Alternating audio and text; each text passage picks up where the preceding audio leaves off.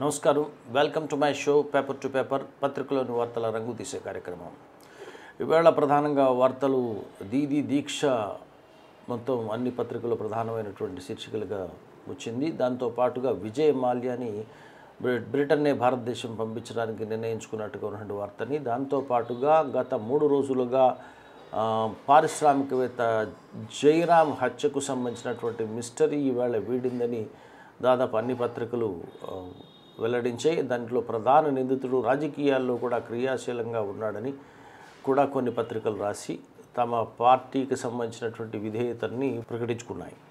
ఇక ముందు ఈనాడు చూద్దాం. కుదిపేసిన దీదీ దీక్ష, దేశమంతటా బెంగాల్ ప్రకంపనలు, సంఘీభావం ప్రకటించిన పలు పార్టీలు, విపక్షాలను ఏకం చేసిన మమతా బెనర్జీ, పార్లమెంట్లోనూ కోల్కతా ఘర్షణ ప్రభావం, సిబిఐ పిటిషన్పై నేడు సుప్రీంకోర్టు విచారణ అంటూ కాబట్టి ఇవాళ మొత్తం సుప్రీంకోర్టు దాని మీద విచారించేటువంటి అవకాశం ఉందని ఈ వార్తని ప్రధానంగా క్యారీ చేసింది. ఇక ఆంధ్రజ్యోతి విషయానికి వస్తే, బెంగాల్ దంగల్ అంటూ రగులుతున్న రాజకీయం, సుప్రీం మాటే కీలకం, రెండో రోజు సాగిన మమతా బెనర్జీ దీక్ష అంటూ సాక్ష్యాల ధ్వంసంపై ఆధారాలు ఇవ్వండి, సొలిసిటర్ జనరల్ అయినా ఇంకెవరైనా ఇవ్వచ్చు, సాక్ష్యాల ధ్వంసానికి ప్రయత్నిస్తే కఠిన చర్యలే, కోల్కతా సిపి తర్వాత చింతించాల్సి వస్తుంది, సుప్రీంకోర్టు ధర్మాసనం కీలక వ్యాఖ్యలు, 2 పిటిషన్లు వేసిన సిబిఐ నేడు విచారణ, సీఎంతో కలిసి ధర్నాలో సిఎస్ డీజీపీ సిపి. మొత్తానికి ఇది కోర్టు ప్రాంగణంలోకి వెళ్ళిపోయింది కేసు అనేటువంటి అంశాన్ని ప్రధానంగా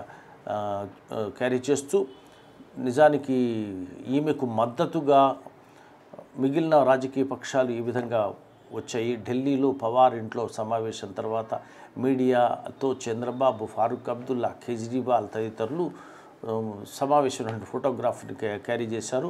మమత ఏకాకి కాదు, మేమంతా ఉన్నామనేటువంటి భరోసాని ఇచ్చేటువంటి ప్రయత్నం చేసినటువంటి వార్తని ఇందులో క్యారీ చేశారు. ఇక దీంట్లో వల వేసి పిలిచి కొట్టి చంపాడు, జైరామ్ను హత్య చేసిన రాకేష్ రెడ్డి అని. జూబ్లీ హిల్స్లోని తన ఇంట్లోని పథకం, రాకేష్ వద్ద 4.5 కోట్లు తీసుకున్న జైరామ్, శిఖా విలాసాలకు 1 కోటి ఖర్చు చేశాన్న రాకేష్, మొత్తం కలిపి 5.5 కోట్ల రూపాయలు ఇవ్వాలని ఒత్తిడి, కొన్నాళ్ళు వడ్డీ ఇచ్చి తర్వాత ఫోన్ ఎత్తని జైరామ్ బలహీనతతో రాకేష్ ఆట, వాట్సాప్లో వల విసిరి ఇంటికి పిలుపు, అక్కడే బంధించి కొట్టి చిత్రహింసలు, హత్య. దీనికి పోలీసుల సహకారం కూడా నిందితుడు తీసుకోవడం అనేది విశేషం. దానికి సంబంధించినటువంటి వార్తను కూడా ఇందులో క్యారీ చేశారు. ఇక సాక్షికి సంబంధించి త్వరలో భారత్కు మాల్యా అప్పగించాలని నిర్ణయం తీసుకున్న బ్రిటన్ హోంమంత్రి హైకోర్టులో అప్పీల్ చేసుకునేందుకు మాల్యాకు ఛాన్స్ అనేటువంటి మళ్ళీ తిరిగి వస్తున్నట్టుగా వచ్చారు. అదేవిధంగా పిడిగుద్దులు గుద్దాను చనిపోయాడు, జయరాం హత్య కేసులో నేరాన్ని అంగీకరించినటువంటి నిందితుడు రాకేష్ రెడ్డికి సంబంధించినటువంటి వార్తని సాక్షి ప్రచురించింది. ఇక నమస్తే తెలంగాణ విషయానికి వచ్చేసరికి, ఇక మొత్తానికి కేసీఆర్కి సంబంధించిన వార్తల్ని, కేటీఆర్కి సంబంధించిన వార్తల్ని ఇవ్వగా మిగిలిన స్పేస్ని మోదీ సర్కార్పై యుద్ధం, రూపుమార్చుకుంటున్న బెంగాల్ వివాదం, రెండో రోజు కొనసాగిన సీఎం మమత దీక్ష అంటూ వార్తనిస్తూ, ఇక్కడ విశేషంగా రాకేష్ రెడ్డి హంతకుడు అని, జైరామ్ హత్య కేసులో నిందితుడైనటువంటి రాకేష్ రెడ్డి చంద్రబాబుతో ఉన్నటువంటి ఫోటోగ్రాఫ్ని వెతికి పెట్టి మరీ నమస్తే తెలంగాణ పబ్లిష్ చేసింది. ఇతను రాజకీయ పార్టీలో క్రియాశీలంగా పనిచేయడానికి ప్రయత్నం చేశారు.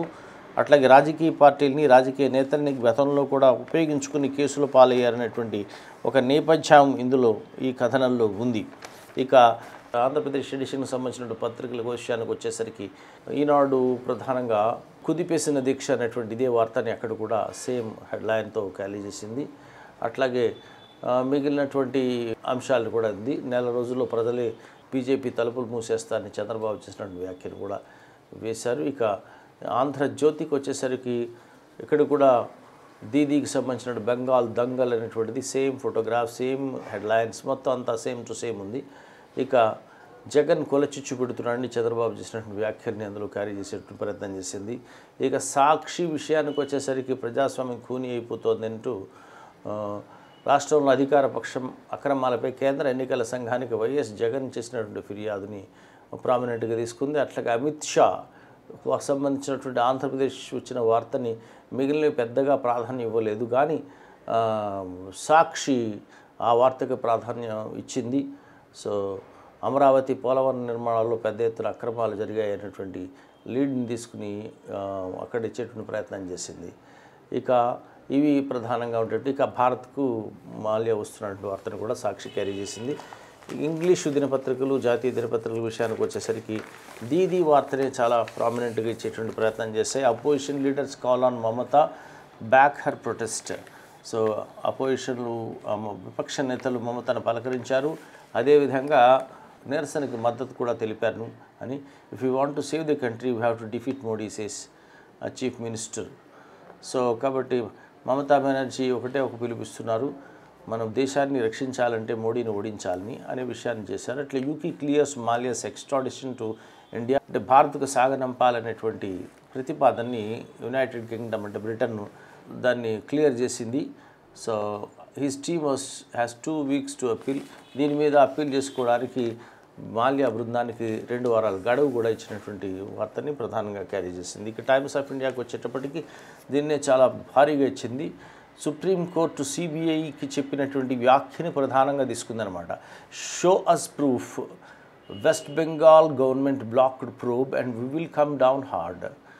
మీ దర్యాప్తుని పశ్చిమ బెంగాల్ ప్రభుత్వం అడ్డుకుంది అని మీరు చెబుతున్నటువంటి వాదనకు సంబంధించిన ఆధారం ఇవ్వండి అని సిబిఐని అడిగి మేము మరింత కఠినంగా వ్యవహరిస్తామని సుప్రీంకోర్టు చెప్పింది. Substantial material to arrest coal top cop agency hearing today. అయితే సిబిఐ ఏం చెబుతుంది, ఆయన్ని కోల్కతా పోలీస్ కమిషనర్ రాజీవ్ కుమార్ని అరెస్ట్ చేయడానికి తగినంత సాక్ష్యాధారాలు తమ దగ్గర ఉన్నాయని చెబుతుంది. దానికి సంబంధించిన విచారణ ఇవాళ జరగబోతుంది. అంతిమంగా అది ఏమవుతుందన్నది విచారణలో తెలిసే అవకాశం ఉంది.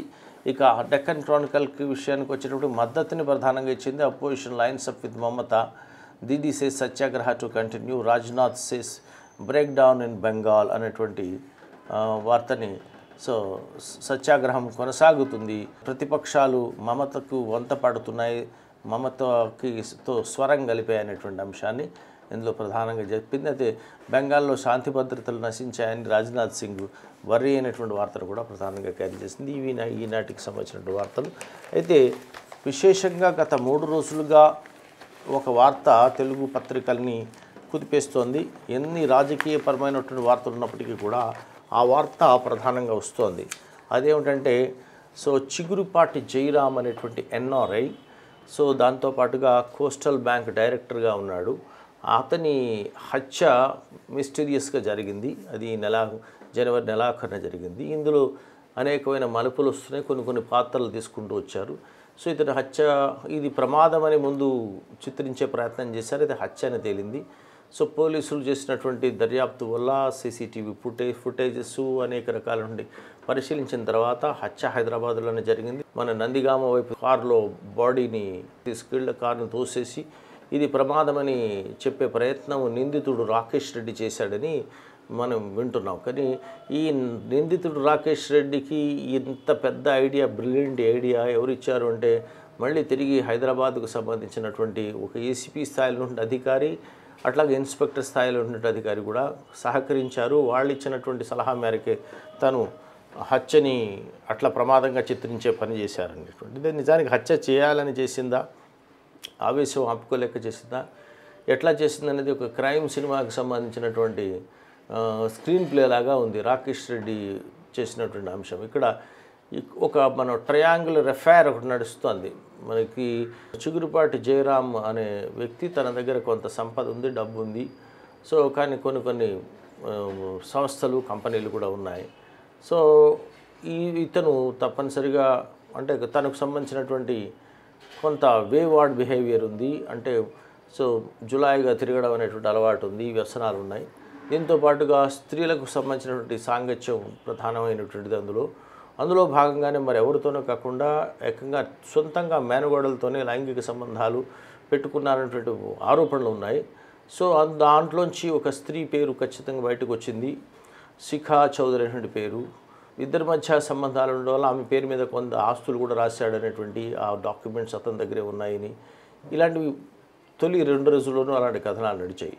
అయితే ఈ శిఖా చౌదరి ఈమె కూడా ఇంతకుముందు వివిధ ఒక న్యూస్ ఛానల్లో పెద్ద హోదాలో పనిచేయడము ఇలాంటి నేపథ్యం ఉంది. ఈమె రాకేష్తో పరిచయం పెట్టుకుంది. రాకేష్ రెడ్డి ముందు జయరామ్ దగ్గరకు వచ్చి జయరామ్ దగ్గర తను ఏదో ఒక వివాదంలో ఇరుక్కుంటే ఉద్యోగులకు సంబంధించిన వివాదంలో పరిష్కరించినట్టుగా తనకు బిల్డప్ ఇచ్చి మొత్తానికి శిఖా చౌదరితో స్నేహం పెంచుకున్నాడు. వాళ్ళిద్దరి మధ్య సాన్నిహిత్యం పెరిగి పెళ్లి వరకు చేసుకోవాలనుకున్నారు. కానీ అది అతను ఒక కారణం చెప్తున్నాడు. తను వాళ్ళ మామయ్యతోనే నేరుగా సంబంధం పెట్టుకుంది కాబట్టి నేను కొంచెం దూరం అయ్యాను అని. ఈమె కేంద్రంగానే వీళ్ళిద్దరి మధ్య స్పర్ధలు పెరిగాయి.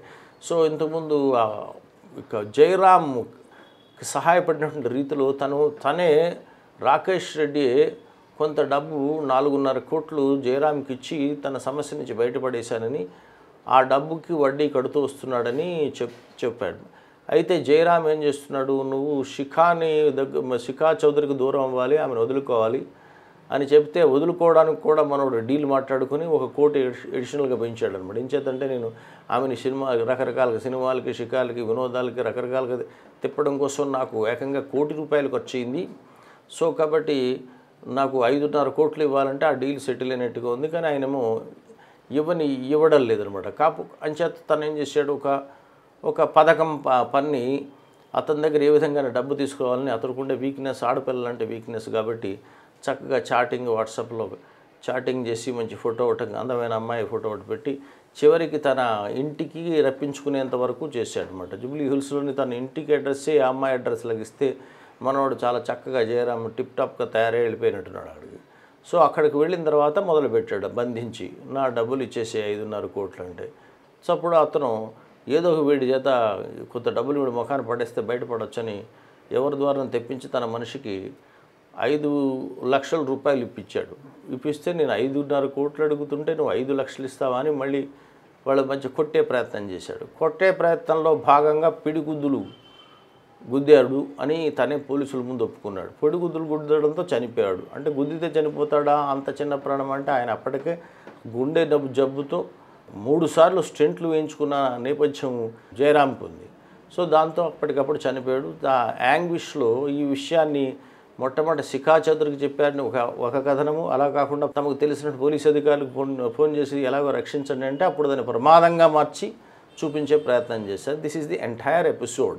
సో ఇలాంటి కథనాలు, నేరాలు జరుగుతూనే ఉంటాయి. మన కొత్త కాదు. ఇంతకుముందు 2015లో సో ఇలాగే ఒక పారిశ్రామికవేత్తకి ఒక ఆవిడ దగ్గరే పీటర్ ముఖర్జీ అనేటువంటి పారిశ్రామికవేత్తకి ఇందిరాణి ముఖర్జీ దగ్గరై చాలా సన్నిహితమై వాళ్ళిద్దరు పెళ్లి చేసుకునేటువంటి సందర్భంలో అంతకుముందు ఉన్నటువంటి ఆమెకి ముందు భర్త ద్వారా పుట్టినటువంటి కూతుర్ని సిస్టర్గా పరిచయం చేసింది.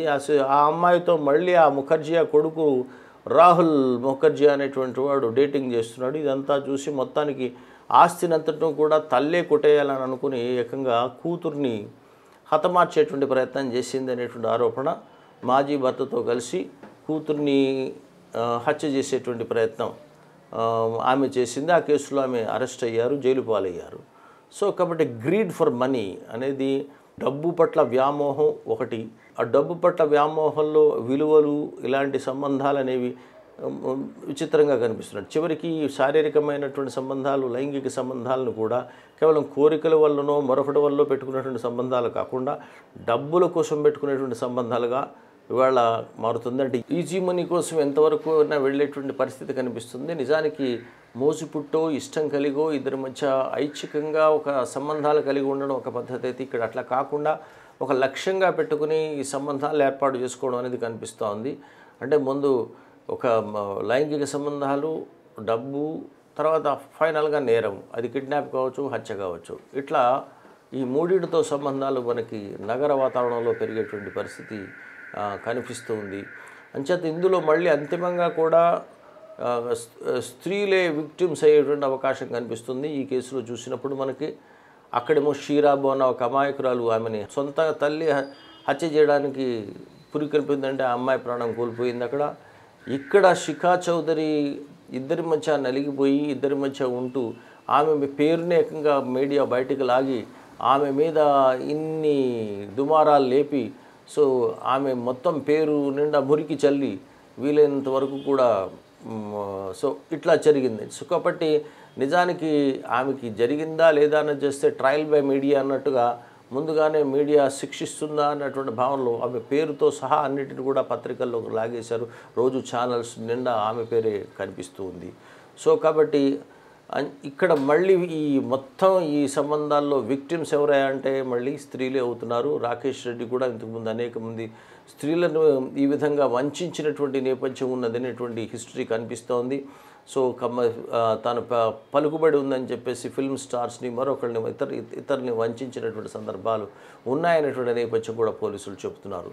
సో కాబట్టి సోషియలాజికల్గా సామాజిక పరమైన నేపథ్యం చూస్తే ఇట్స్ మొత్తం దీంట్లో విలన్ ఎవరంటే ఈజీ మనీ, ఒక్కసారిగా డబ్బును పొందేయాలి, ఎకాఎకన కోట్లు అందిపించుకోవాలనేటువంటి ఆ కోరికతో కలుగుతున్నటువంటి అంశమే ఈ నేరానికి పురుకొల్పింది అనేటువంటి స్పష్టంగా అర్థమవుతుంది. ఈ అంశం మీద ఒక చిన్న టూమరీ. ఫర్ సేల్, ఎకాఎకిన సంపన్నులు కావాలని కొందరు, ఎకాఎకిన సంపన్నులు కావాలని కొందరు, ఉచ్చానికి నీచానికి తేడాలను ఎంచరు, ఉచ్చానికి నీచానికి తేడాలను ఎంచరు. మధ్యమైన మగువనైన ముందుగా ఎరవేసి, మధ్యమైన మగువనైన ముందుగానే ఎరవేసి, పొందగలరు పైసల్ని వీలైతే తెగవేసి, పొందగలరు పైసల్ని వీలైతే తెగవేసి. రాకేష్ రెడ్డి ఇచ్చేసింది దాదాపు అదే. ఇలాంటి కల్చర్ గురించి మనం కన్నీటి బొట్టు విడవాలో కోపం తెచ్చుకోవాలో అర్థం కాని స్థితి ఇవాళ సభ్య సమాజానికి ఉంది. ఇది ఈనాటి పేపర్ టు పేపర్. షేర్ చేయండి, సబ్స్క్రైబ్ చేయండి, చేయించండి. బాబాయ్.